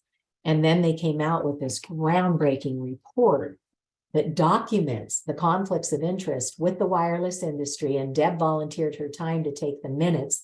The minutes are probably 3/4 of this report. The first 17 pages is really the heart of it. It has all their findings and their recommendations. And then the next 10 pages from 18 to 27 is kind of a gift from the industry. It's their playbook. So you can see right there what they tell our towns, what they tell our legislators. And it all sounds so glossy and good until you go to the back of the report where Senator Denise Ricciardi and Dr. Paul Heroux debunked their minority report. So that's probably one of the best documents, highly credible. It's got the science, and it's the first government in the country to have investigated and outed the wireless industry as a polluter. Dr. Kent Chamberlain from the University of New Hampshire served on that commission. He was a career electromagnetic field engineer. He headed up the engineering and computer engineering and electrical engineering department at the University of New Hampshire. He taught for years, and now he's done a complete 180 now that he knows the facts. So you can listen to his 20-minute presentation on that report here, and you can access his slides. Again, don't take our word on anything. Go look at the facts for yourself. And so that resulted in a bill being introduced for the recommended setbacks as a starting point of 1,640 feet or 500 meters. He does a presentation specifically for why that is in order and his slides. And Frank Clegg sent in testimony, and it's eye-opening for many people to hear a captain of industry say wireless technology is no longer advanced technology. It has outlived its useful life as a main source of connectivity. We should be bringing high-speed fiber optics or cable to the premises where we can simply choose to hook up with wires indoors and then have far superior service. Not only is it safer, it's much faster, it's far more reliable. Our data and our security, none of that's flying through the air to be hacked. So, and again, as we talked about the environmental positionings on this too. So Frank Clegg's testimony here, you can go right to it. It's his written testimony. And that's another powerful document that you can take out into your community to say, hey, look, here's all these facts he's got teed up in here. Let's start paying attention to this. So there are additional bills that were introduced in New Hampshire. This one would restore municipal control into the law in New Hampshire that stripped local control. Industry got in there and just had a heyday with the legislators. It was really disgusting to watch that happen. And they did not pass this bill. But Senator Denise Ricciardi said, if we can get ahead and get out there into the communities in New Hampshire and educate, especially the senators and in tandem your state representatives, then she will consider introducing new legislation in January. But she already takes a beating in the Senate because she will not back down. She will not simply follow the party line at the state level because her state party is telling her to do it. She will do what's right. And so she's not terribly popular, but I trust she'll win them over because she has so much integrity. And she fought cell towers in her own town of Bedford, New Hampshire before she ran for state office. She had been on local boards in the town of Bedford. She did her homework. She fought this. She went to Congress and she stopped cell towers in her community. But now that she's a senator, she has to address many more issues. And so citizens have to do the legwork. And if they can get enough of the colleagues up there, enough of the other senators, and there's only 24 of them in New Hampshire. She's one down. So all we need is 23 meetings with the others. So if you guys as citizens or people you know can help us to get meetings, I'll come in and do the education component with you. But that's where it's got to start. So that's where it's left off in New Hampshire. And as disappointing as it was to see these industry folks get in there and wheedle their way in, talking about, oh, the economy is going to crash if you guys don't adopt 5G. That's simply not true. But our poor public servants have no idea what they're up against. So we need to keep educating. And just as this fell through this session in New Hampshire, we discovered that this state representative in Maine, who's a nurse, Cece Quint, has introduced this new bill to look into the biological effects on the birds, the bees, insects, and children. And so that one is working its way through right now too. Connecticut, Representative David Michel has introduced this bill to give control back over small cell placement and smart meters. And then in Massachusetts, we have a half a dozen bills here. The top four we have had in prior years. These two, we have legislators who worked with Scott McCullough, who's the attorney who won the oral arguments in the case with against the FCC. He helped to write a couple of important bills here. We have some really good public policy around disabilities and stuff in Massachusetts, but it can be taken up a notch to really acknowledge that civilians need to have civil rights so that they feel empowered to ask for accommodations for their disabilities when they go out into the public and want to access society. So it's not specifically written for electromagnetic sensitivity, but everybody with a disability should be empowered to ask for reasonable accommodations to access society. And then this bill we had a hearing on. It's the first one to have a hearing yet this session. And this is to recognize what Americans with Disabilities Act recognized 21 years ago, that electromagnetic sensitivity exists and that we should be collecting data on it, and we should be doing reporting so that once we have good data, we can make good decisions on how to protect the public in Massachusetts. So I think this is the first in the nation to actually have a specific registry and reporting bill to recognize electromagnetic sensitivity. We did our hearing and it was videotaped, and that video footage is available on my YouTube channel, which is Cecilia Doucette. And if you go to Massachusetts for Safe Technology and you go to our resources page, then you'll see there's a link to the Massachusetts bills, and you'll see we've got the video linked up there as well.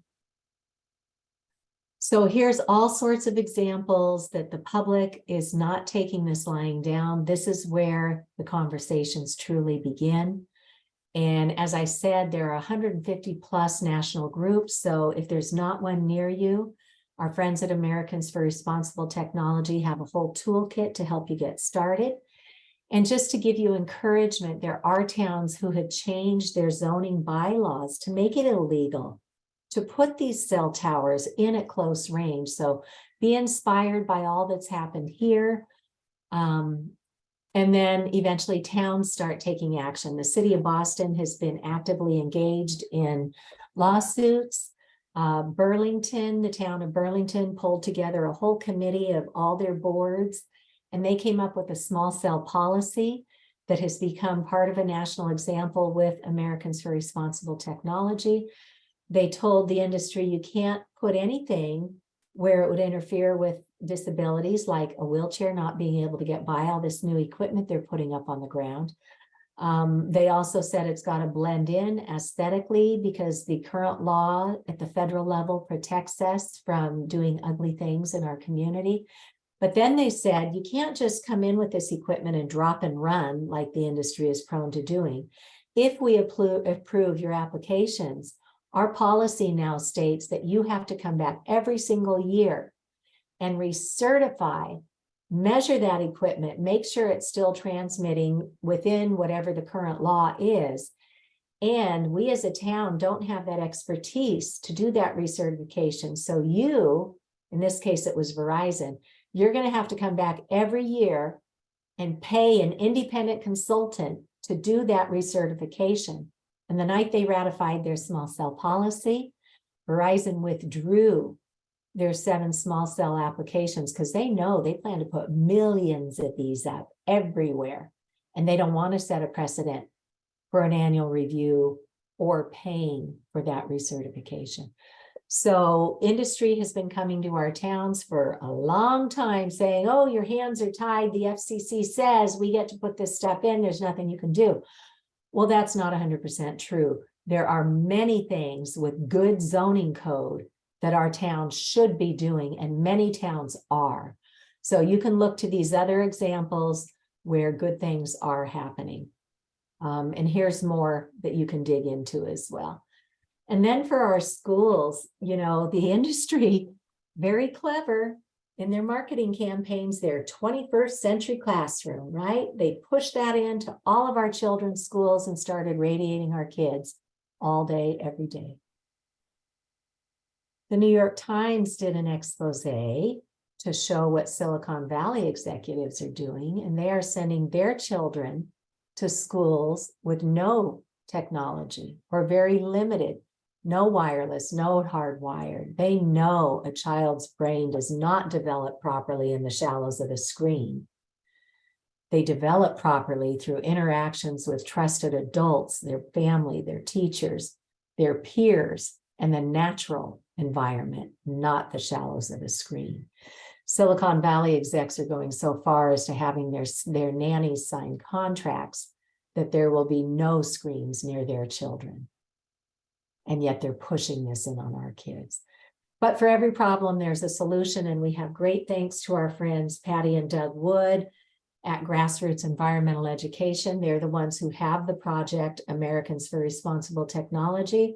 Now they have this Tech Safe Schools national program, and you can reach out to them and give them the contact information for the decision makers in your school district, and they will send out a packet that overviews the biological risk, the legal risk that our schools assume for radiating the kids, and then most importantly, remediation and solutions. So tap in to Tech Safe Schools. They'll send information to help you get the conversation started. I would caution you though, do not go it alone in your community. That was my big mistake. Sure, we became the first in the nation to even have the sign hanging in our classrooms, but it's just a sign and they're still radiating our kids. Get the parents informed and energized on this. Get the grandparents, because they often have a lot of really good resources and they recognize the big tobacco playbook when they see it, which is what we find ourselves in the midst of with big Wi-Fi. But don't go it alone. Get others educated around you first. The Massachusetts Breast Cancer Coalition has already come up with K through 12 curriculum with guides for the teachers, guides for the kids, and that is free and accessible online. Donations are always very much appreciated. And then Dr. Alexia McKnight and I were invited to come in and do 4 presentations during a professional development day at her children's school. So we can help do that as well. And then, as I mentioned, we've got ready to go online training that can be completed in about a half an hour. And then our friends at Environmental Health Trust have so many resources that you can just print out to use, because it's incredibly helpful to have something credible in your hand to leave with somebody when you open this conversation, because they're going to be thinking tinfoil hat conspiracy theorist. But when you have credible information, some people will go and look. Okay. This is groundbreaking too. Theodora Scarrato and others have worked with the state of Maryland, and they became the very first public health state level agency to do the investigation and recommend hardwiring our schools. And they have just come out with a fact sheet that will help you to safely open this conversation in your community too. And then Dr. Tony Stein and others worked with the U.S. Collaborative for High Performance Schools. That's one of those green certifying organizations. And she worked with them to have a module for low EMF best practices. They address the dirty electricity, the electric and magnetic fields, as well as the radio frequency radiation. So again, there are solutions for everything. Other countries are already recommending how to safely study at home, to hardwire, to turn everything off when you're not using it, and to set up limits by age. So feel free to look at some of that. And then again, we have this training for our doctors. They need to register by the 15th of June and complete the training by July 1. They can do it on their own time. The dollar amount has been dropped drastically to get as many people as we can get trained before this goes away. And these things take years to plan, and I do not know of another medical conference being planned. So folks, this is not one to wait any longer on. If you haven't already given this to your medical teams, print out this letter. If you want it right now, you can go right to the resource page at Massachusetts for Safe Technology. Take it down to your healthcare teams, take it to your local firefighters, because they need continuing education credits too. And they appreciate knowing that they can train right from the fire station on their downtime. And right below this letter on my resources page, you will find the statement that the International Association of Firefighters has on their website since 2004, saying we don't condone having these cell towers nearby until it's proven safe. But the industry has wheedled their way in and put cell towers all over our fire stations. But that is still out there. So take these resources. And then this year, the first medical school textbook has now been published by Dr. Panagopoulos out of Greece, and other experts from all over the world have chapters in this book. So we know how to train our healthcare practitioners, but they don't know the problem exists, and that's where you and I come in. Dr. Cindy Russell, Dr. Joel Moskowitz, and others have founded Physicians for Safe Technology, which is a great website to send our healthcare teams to if they want to just go poke around on their own. And then there's all these other resources for the other professions. Okay. And for at home, some people are do-it-yourselfers. It's fine to just go grab some cables and start plugging stuff in. For other people, that's incredibly intimidating. So hire an electrician to come into your home and do that. Or you can hire these highly trained professionals who are called building biologists, and they can come into your house. They can test for mold and VOCs and formaldehyde and all these other airborne and waterborne toxins. And then there are those who have gotten their electromagnetic radiation specialist credentials as well. So feel free to hire somebody from the Building Biology Institute to come in person or to do a consultation online with you. This film, Generation Zapped, is a great way to learn about this issue and to open the conversation with others, because you don't want to be the only one talking about this, or you're going to be ridiculed. You're going to be saying, yeah, we're all going to die anyway. This is a great way to start the conversation, and then invite people to come to one of my webinars for free. And I can just teach what's happened since this was released in 2018. It's now available through Amazon Prime, and most of our library streaming services now offer this to you for free as well, or you can just go buy it online. But that's a really good way to open the conversation. Out on PBS, Bert Wolf does a travel show, and Camilla Reese and Dr. Erica Mallory Blythe and others did 2 half-hour episodes with him. So this is another mainstream way to lend credibility and to keep our own knowledge growing. And then our friends at Americans for Responsible Technology have a whole toolkit for you and I to use. They've got the science that you can, review with your town. They've got letters to the editor, because that's another great way to start bringing credibility to this issue. Involve your local media. The big mainstream media will often screen things out, but oftentimes the local media will run your letters and stories. But they have yard signs, and they actually have a municipal code or a zoning code already prepared that you can take to your town with a checklist and say, let's sit down together and go item for item. Do we have this covered? Do we have setbacks? Do we have a prohibition in residential areas? And so on. So they've really done us such a big service by pulling all this stuff together. And then they have actual zoning code from other places around the country that they can say, yeah, look, they did it. We could do it, right? And feel free to look at these resources too. I talked about the earth pulses this good healing energy. Dr. Laura Conover has this wonderful book that takes us through all 4 seasons on how we can ground naturally. If it's too cold outside to put our bare feet on the ground, there are many ways we can ground naturally. And just remember, monkey see, monkey do. Every kid around us is noticing what we're doing and they're modeling their behavior after ours. So we have to set limits for ourselves. And I love this little poster, 50 ways to take a break, just to remind us what to do with our lives once we set down on our devices. So feel free to check those resources out. We talked about the ALARA principle. You can go get familiar with that. They talk about the need to create distance from radiation, to spend as little time radiating ourselves as we can. And the third thing is to shield if you absolutely can't get away from it. And again, the resources we've shared with you will teach you how to do that. So for our towns, it's really important that they start investigating and differentiate everything the industry's told them about their priorities versus what's in the public's best interest.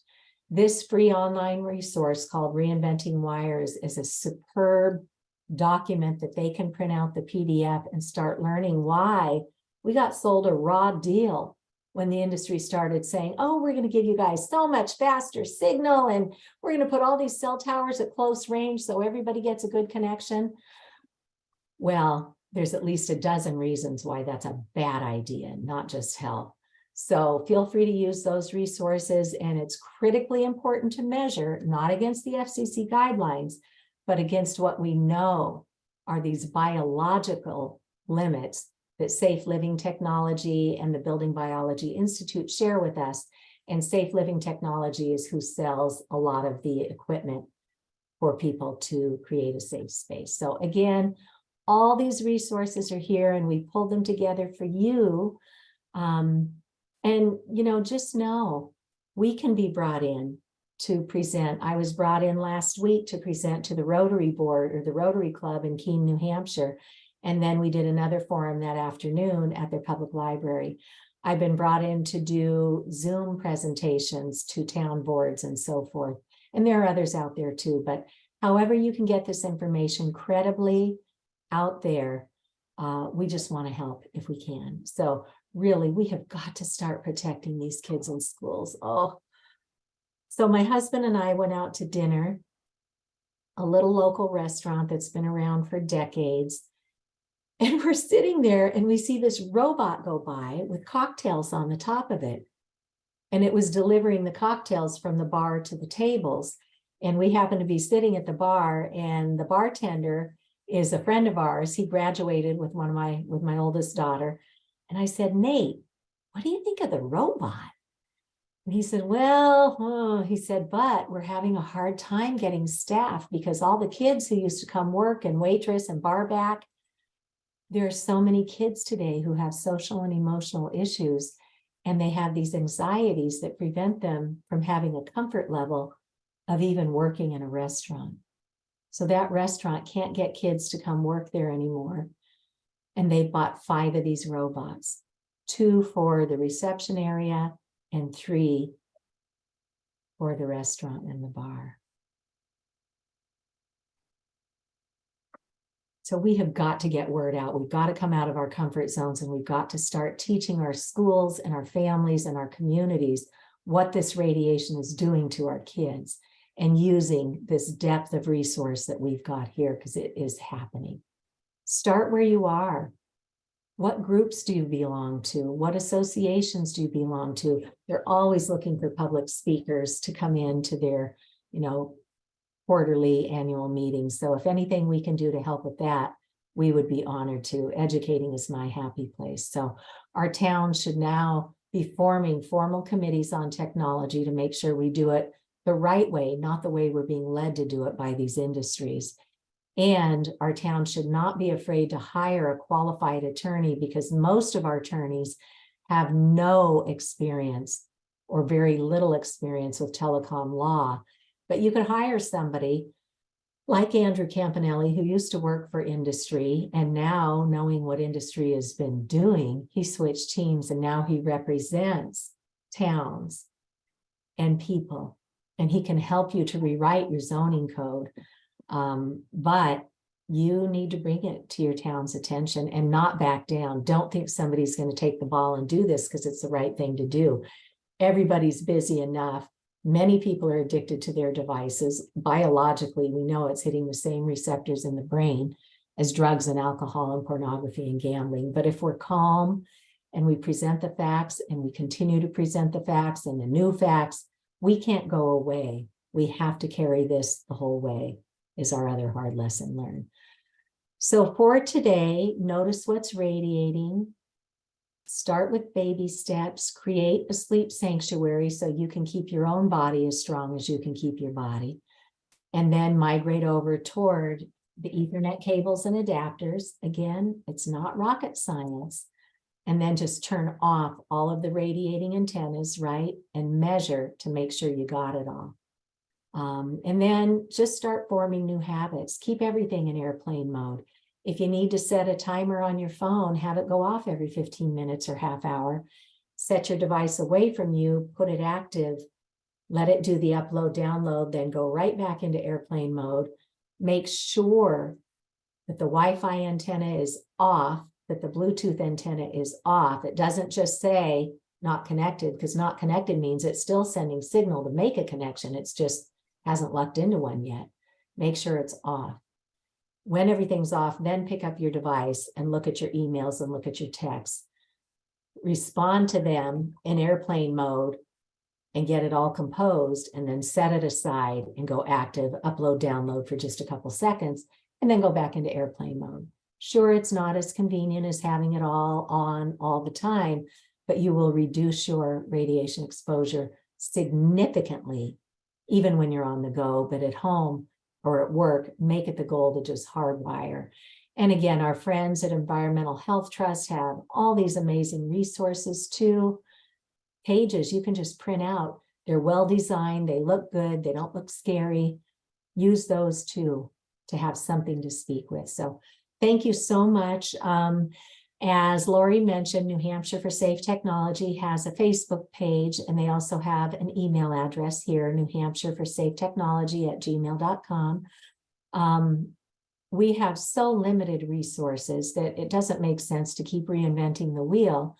So on New Hampshire's Safe Technology information card, they also say, feel free to go explore the resources at our sister group, which is me, Massachusetts for Safe Technology.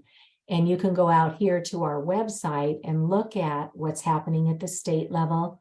You can see what the resources are, and that will bring you to my research repository on the science, on what the impact is on children, infertility, cancers, all the military studies.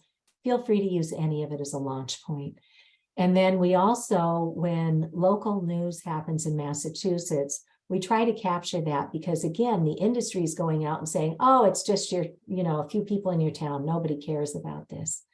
When you can show your town, look at all these other towns that are heavily engaged in this right now, then that can help you not have to carry the burden so heavily on your own back.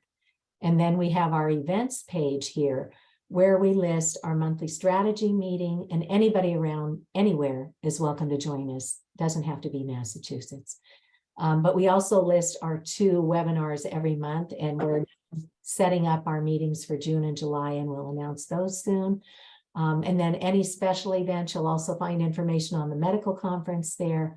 So please feel free to take advantage of the resources we pulled together. We always try to use a polite, professional tone, even if we're screaming up and down inside going, we're frying our frickin' kids and our planet. We can't lead with that, because that shuts people down. So lead with the facts and lead with the resources. And I will stop sharing now and ask if, Lori, are there any questions that we can help with in the chat? There's an overwhelming amount of discussion. So I think it's best to have people just put out their questions, because Okay. some of them have been answered, some of them haven't, and some of them were comments. Okay. I know it's such a double-edged sword to have the chat open, because it means people are connecting, which is great. They're connecting with one another, but it also means that they're missing part of the presentation. So that's why we record these sessions, and we will put them out along with my slides. Anytime you go out to YouTube and you find our presentations, if you go into the video description, we always include the link right there to the slide, so you can keep drilling down. Cece, there was one thing I wanted to, from the chat that I think would be important to address, because there was a comment about how we don't get as much radiation from cell towers as we do from our own home devices. And I think that varies very much, but I think it's important to address that. Yeah, that's a big piece of disinformation from the industry. Dr. Kent Chamberlain from the University of New Hampshire debunked that. And there is a good video, I believe it's from Lennox. If you go out to my YouTube channel, I should probably post that on Massachusetts for Safe Technology. But if you go out to Cecilia Doucette on YouTube and you go into the wireless talks, you will find the one from Lennox, and Dr. Kent Chamberlain shows, and he does a diagram of the lobe of radiation that comes off of that. And everybody underneath those cell towers are certainly within great harm's purview. So that's just more disinformation that the industry's been peddling. There was another question I do recall about what's the best source to see a chart of the typical readings from different devices and different kinds of exposures, like Bluetooth or microwaves versus phones versus towers, that kind of thing. Yeah, That's a good question. Cece, you've heard me ask that question before, because Yeah. I just feel that for the newbies to this issue, if they can understand that, oh, for example, holding your cell phone for 5 minutes is going to be equivalent to getting 5 dental x-rays, something that they know already that they should be careful with. Yeah, I would check, go to Environmental Health Trust on their resources page. They might have something like that. I would also recommend going to the Building Biology Institute. The Building Biology Institute has a number of fact sheets available, and they may have something like that as well. I did a number of very short, like all under 5-minute videos with my local cable station. And I did do some of the measurements on there. Also with I think it's that 23-minute public service announcement where I do the walkthrough of my house and I show the radiation coming off of it. A lot of people found that to be helpful too. So yeah, there's a lot of stuff out there.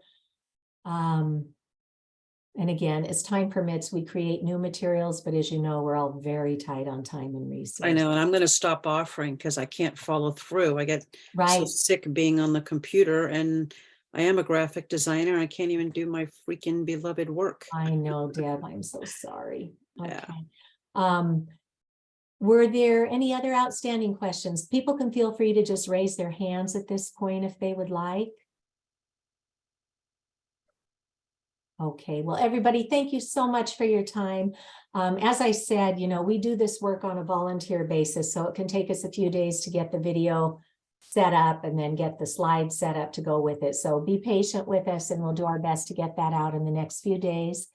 And I just wish you all a tech safe day, and thank you for everything everybody's doing to tune in and to help out in your own community. So bless you all, and let us know what we can do to help.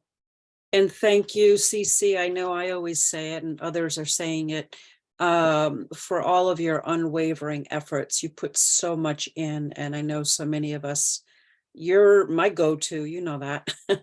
Well, and it's hard. There's some days I just want to head for the hills and never look back. Yep. So when we have those days, no, that's perfectly normal too, but I just don't know if I could live with myself if I wasn't trying to help people.